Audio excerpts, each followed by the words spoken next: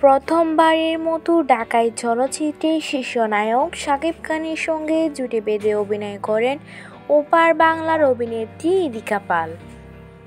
প্রিয়তমা সিনেমা মুক্তির পর ভক্তদের কাছেও প্রিয়তমা হিসেবেই পরিচিতি পান ইদিকা পাল। সম্প্রতি নববধূর সাজে হাজির হয়ে ভক্তদের চমকে দিয়েছেন এই তারকা। সামাজিক যোগাযোগ মাধ্যমে প্রকাশ পেয়েছে ইদিকার কনে সাজে সেই ছবি। এরপরই নেটিজেনরা প্রশ্ন তুলেছেন, তাহলে কি বিয়ে করেছেন ইদিকা পাল?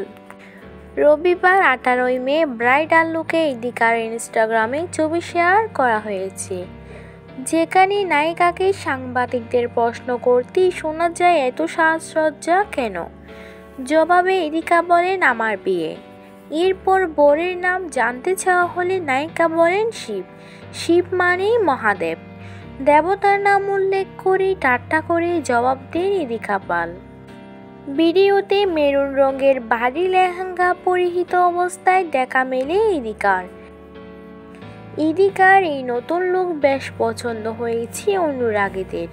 অনেকে মজা করে বলেছেন, এখনো বিয়ে করবেন না, আপনাকেই বেশ পছন্দ। অনেকে আবার শাকিব খানের সঙ্গে নতুন সিনেমায় দেখতে চেয়েছেন নায়িকাকে। উল্লেখ্য, ছোট পর্দা থেকে ক্যারিয়ার শুরু করে ইদিকার।